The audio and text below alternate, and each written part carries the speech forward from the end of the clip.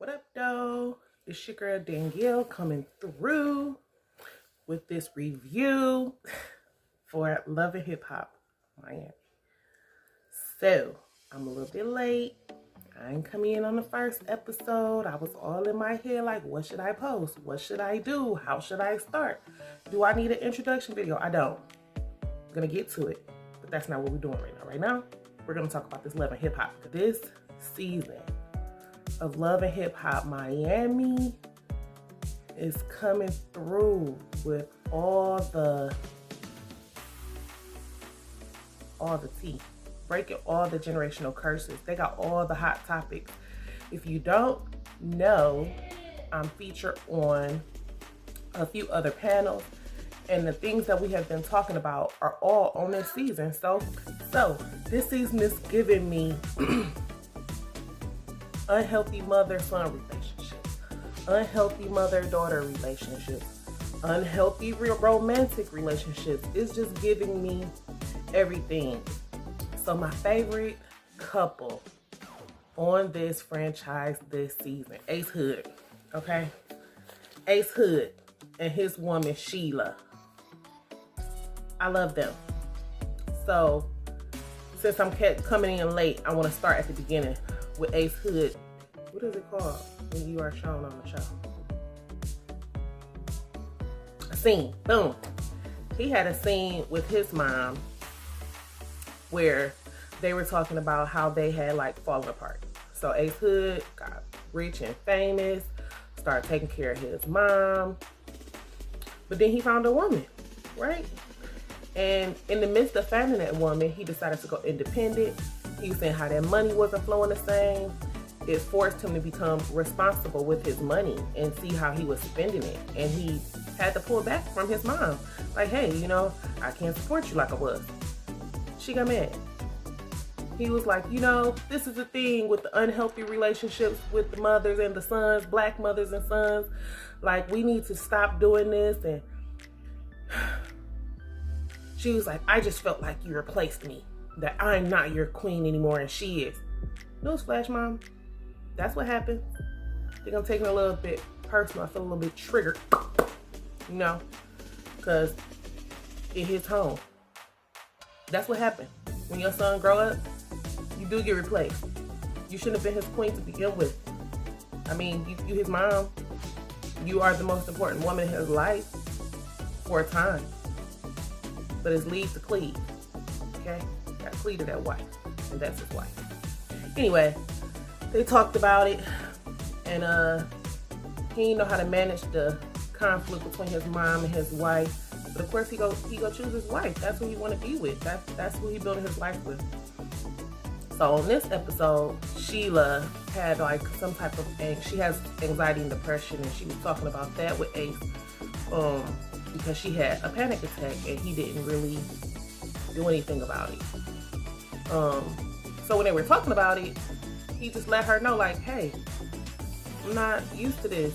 In my family, we couldn't express emotion. We couldn't cry. You got a whooping for that. So when you going through this, I don't know how to respond to that, because that's not even something we was allowed to do. And I love that she is willing to listen to what he's saying and not just be so mad at him, because, I mean, really, there's nothing a person can do. There's nothing that he could have done. He could have maybe shown more concern for you, but I like that he even asked her, like, what do you want me to do? I don't know what to do, so tell me what you want me to do. They cool. They talk about their stuff. They communicate well. They in touch with their feelings. They not running away from them.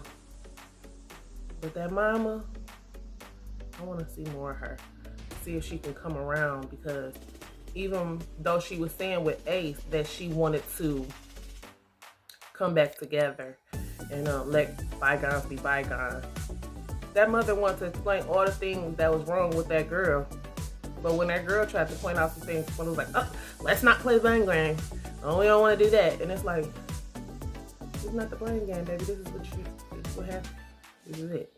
If you don't want to hear your part, we're clearly going to be stalled at this point, okay? They they doing a damn thing, putting stuff out there on the table of how you growing up in a black family and mental health and emotions are not accepted from black men, black boys. And I like that they're taking it on to break that. You know, he learning how to deal with his things. He cut up too. That body is like, okay. Then with Sheila and her mother, she is mixed. Her father left them when she was young. She went through some things with her mother where she was angry because she was the only black person in her family. Her mother married a white man, had another kid, so she the only one looking how she looking. She was confused. She didn't know what to do. And so on this episode, she was apologizing to her mother, like, you know, you did the best that you could do, and you loved me, and I was just so frustrated and angry inside that I took it out on you, and I just want to apologize. You know, I felt unwanted because I was black, but you know, I didn't take into account what you must have been going through trying to raise a black woman when you're not a black woman. You don't necessarily know what I'm going through. So how could you know what to do for me? And I think that that's nice that she's giving her mother some grace. Mothers need that because we don't know it all. We do try our best. We are gonna make mistakes, but that's good that she was able to come back around to her mother and apologize for some things that had took place. The next mother-daughter relationship, Amara la Negra. It's my girl, okay? I love her. She all about wanting to be in love, this young lady. She's a singer. She got all the talent. But she said she just tired of shaking her booty. She's tired of that. She's been doing this all her life. She then became bulimic, trying to fit the standards of the entertainment business. You know, she done got some success and she done done some things, but she ready to find a man and settle down and have some babies. And ain't nothing wrong with that. I think that that's good that she know that she ready for that and she going for it, you know. Her mother is mad about it. Her mother ain't having it. She don't like it. Her mother don't like no man she ever had. But what I can say is the men that she be choosing be trash. Okay? They don't be the ones. They don't be the last season she chose I think the girl's name Bucky. Bucky got a brother. No. He ain't had nothing going for himself. Yeah, he was helping her with her career, but he should have been helping himself to his own career. So on this season, she was some guy named Alan. That's his name, Alan? Alan. He a realtor. He helped her get some property in the Dominican Republic. This man got a previous relationship, kids from a previous relationship, and businesses going in the Dominican Republic, so he don't want to leave. He don't want to leave there. He want he want Amara to come and move to the Dominican Republic to be with him there and to let go of all that entertainment nonsense. I guess is what he feels. And just come and be there with him. And her mother like, you can't do that. Like, you didn't work real hard for what you got going. Like, you need to come back to Miami where your whole life is established. Like, you got stuff. It's not like you haven't established yourself. Like, you don't have some momentum and you need to keep that going. You need to keep working for that. I think both of them are right. I do feel like if you seriously don't want to do this entertainment thing no more, then that's good that you found the man that you want to settle down with. If he wanting to for real settle down with you and have kids with you, that's cool. I don't feel like you should just drop everything and move to the Dominican Republic without, you know, buckling things up with what you have going on. Because you can do your entertainment thing from anywhere. You can travel back and forth. You don't have to just be there. You don't have no kids yet. And it doesn't matter that he have kids. You know what I'm saying? Those not your kids. Those his kids. By another woman. So they got a mama. You know what I'm saying? Okay, you want to be with me? This is what, just like he laying down alone. This is what it takes to be with me. This is what it takes for him to be with you. And I think sometimes that's when the one be having the strength to lay down the law, you know. But you need to. You need to. And I think that's where her mother is coming from. It's like, you're going to regret it, you know? This man, what I don't like is this man got all these demands on her and ain't even engaged to her. Don't be trying to have me go against my mama and move my whole life and change my whole life, and you ain't even put a ring on it. Where's the ring? Give me some type of commitment. Not just no boyfriend, girlfriend commitment. We grown. And you saying you want grown things, and you demanding me to do things, but you ain't even put a ring on it. Where the ring? Where the ring? Where's the ring? I need the ring. Once you give me the ring, I can consider and take you more seriously and go more forward with these things. We can talk about what you want all day. But in the midst of talking about what you want, we're going to talk about what I want. Because she's also young. She ain't got to spit out these kids right now. I mean, first of all, let's get engaged. Where's the ring? Where's the commitment? Because when she's talking about it, you know, he's a little butt. He's a little arrogant little, you know. I don't seem a little bit something up with him. You know, I don't know if his motives for clinging to her so strong are what it's cracked up to be. Just like her mother's motives ain't all of what it's cracked up to be. She seemed to be trying to live vicariously through her daughter. You know, she's been trying to make her daughter this star since birth. She left Dominican Republic when she was 17. No money, no family, no this, no that, blah, blah, blah, blah, blah. Okay, that's cool. But your daughter didn't actually do that. You did that. You decided to do that. Yes, she grateful. Yes, she done worked all her life, living her life the way you want her to. But like she said, she's tired. Let her go. Let her live her life. Let her gain some regrets if that's what it's gonna take for whatever it is that she's trying to do. You know, I think that'd be the thing. Mommy sometimes wants you to live for them, and it's like, no, mommy, this is my life. I want to do what I want to do.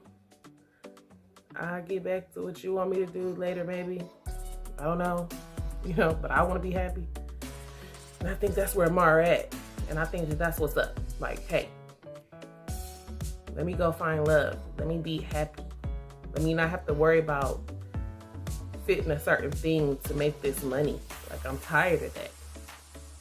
Hopefully her mother listen and back off a little bit. Hopefully her man listen and be a little bit more understanding. Because, I mean, you demanded her to choose between you and her mom. That's not a good look. That's not a good look. I don't like that. You know, just because you don't like the mom and you want what you want, you don't get it. But he like throwing like a little temper tantrum about the whole thing. Like, you can't do that. You can't do that. That ain't how you win. Putting all this pressure on this young girl. Be the understanding one. Yeah, so you don't want to make your girl choose between her mommy and you. Her mommy gonna always be her mommy. And you might not always be her mommy, even if she choose you now, depending on how you acting, which, well, I don't know how you gonna be acting once she actually make this decision. You're trying to be so forceful now. What is it gonna be like when she actually choose to be there? You throwing your kids off on her? You want her there to be a second mommy so you can go do whatever you're doing? I don't know about that. He seemed a little fishy to me. Okay. Mara, that's Ace. Then we got this new young lady, Florence the Leche. Her man Marlon. Okay? They just came up on the scene like, okay. Flo, she said she the queen of compa. I ain't never heard compa. I ain't not knowledgeable. So the little music that they played in the background, it was good. Okay. Her man though, he look like he ain't ish. From the second you see him on the screen, he looks like a little snake. Look like he's just a typical man in the entertainment business, you know.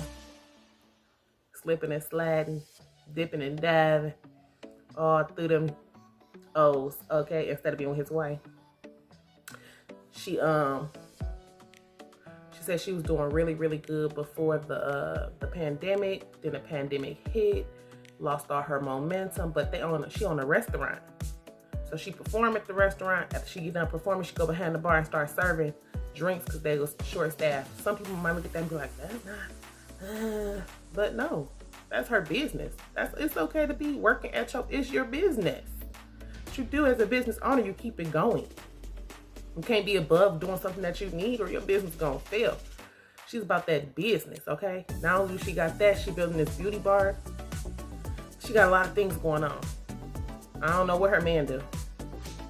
I have no idea what he do. What I do know is he be messing around on her, okay? Because while she was in this beauty bar, her sister came in. Her sister negative. I don't like her sister, okay? She got the negativity spirit on her. Came in, what's going on? What's going on? Why this not done? Why you talking about you gonna open? You not? What, sis? What do you do? What do anybody around her do? I mean, I know she the star of the show, but I need to know what these people around her do. Because they all real giving me okay? She want to point out what's not done and how it's not going to be done. She like, well, what's going on? What's going on? Her sister like, Flo, like, I'm having a problem with Marlon. Here go her sister. Well, what's going on? She like, well, I think something is going on. He not coming home. He not with the kids like he used to be. He doing this and that. And so her sister like, well, you think he doing something wrong? She was like, I do think he's doing something wrong. Okay? Now this is the point where I want to stab her sister in the eyeball with a rusty needle. Okay? She gonna break out. Excuse my neighbor's loud car. Rude. Okay? Rude. Anyway, her sister gonna break out. Well, he is doing something because he doing it to my friend. One, when was you gonna tell your sister that this was happening? Two, what did you say to your friend when she told you this? Three, is that really still your friend? Because ain't no way, okay, I have 4 sisters beneath me. If they married and my friend sleep with their husband, so okay, so I wouldn't blame no chick if she came into my marriage and did it to my man. That's fully my husband's fault, right? Because that single woman don't owe me nothing. However, if you my friend and you mess with my sister's husband, she might not be mad at you, but you're gonna get these hands, okay? Right when you tell me I'm beating you down because you disrespectful. You disrespectful to my sister. You disrespectful to me. No, you don't owe her nothing. But if you and I see, that's my thing, is about the disrespect of a relationship. You don't owe my sister anything because it's not your job to protect her marriage. But you disrespecting me as your friend to think that, one, you can go sleep with my sister's husband, and 2, that you think you can come gossip with me about it. Okay, no. If anybody know me, know that I'm protective over my siblings. I'm protective over my mom. I'm protective over my husband. I'm protective over what's mine. And you're not about to come up in my face, be telling me you did some dirt to what's mine. Okay? And expect me to just sit there and be like, oh girl, what? No. By the time you finish that sentence, you're gonna get go get these hands, okay? You'll be calling the police because you ain't about to do it to my sister's husband and then come back cackling to me about it. But the sister was wrong. She's like, that's my B. She's my B. And it was recent.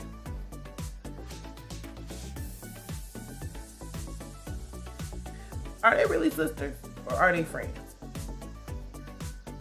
I got a best friend.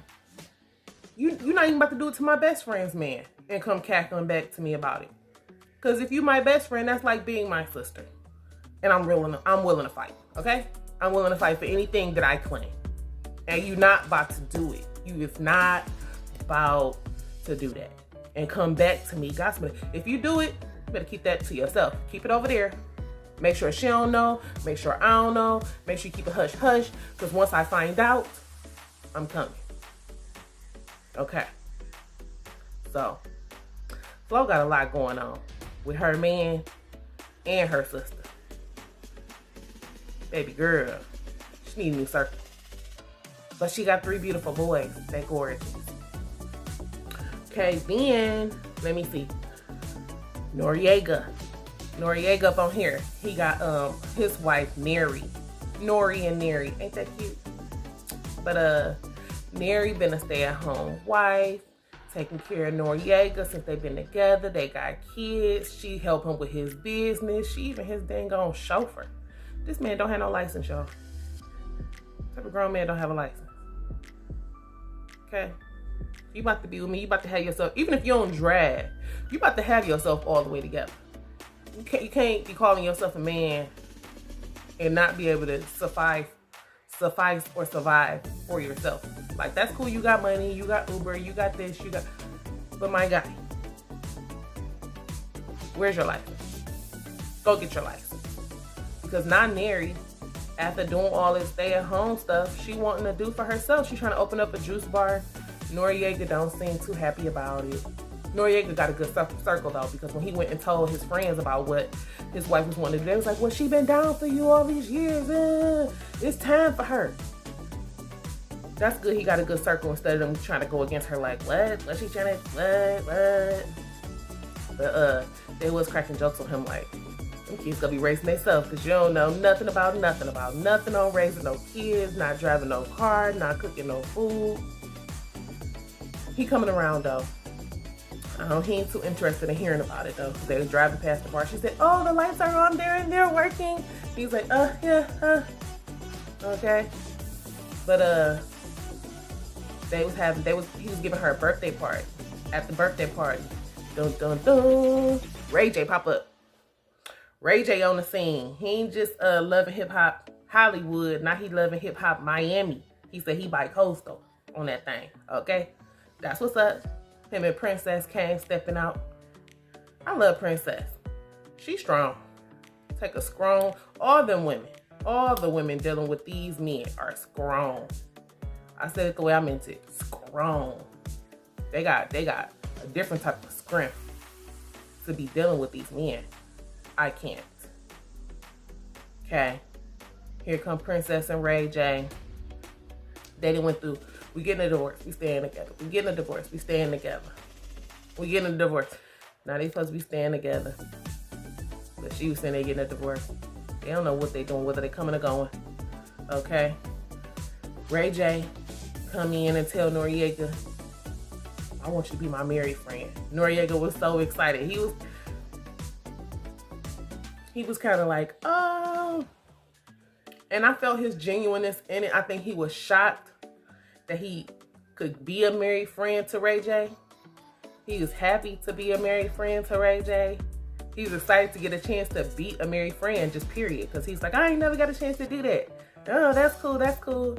He repeated it a few times. To some people could feel like it's weird, but when I'm watching it, I feel like he is excited about it. But in his excitement, he's thinking about who Ray J is. Because right after that, he was like, I seen you in Las Vegas. It was me and my wife. And when I seen you, you said, no man brings his wife to Las Vegas. So I think in the midst of all of that, he's just thinking about like what type of husband Ray J is. He was telling Ray J, yeah, I still drink and smoke every day, but I also come home every night. Ray J was like, dum, dum, dum. He wasn't feeling that. You know what I'm saying? And I don't understand, because just before that, she was saying that when you hit 40, oh, I just want to be about my wife. Well, if you're going to be about your wife, then why can't you come home every night? He told him, so I just be working for 4 days straight. Noriega said, no, that don't sound right. That ain't what you do. You pause that and you go home to your woman. You can get up and go back about it, but you come home. I don't know what's going on with Ray J. Ray J is something else. Man, Princess, baby girl. I hope you get it together.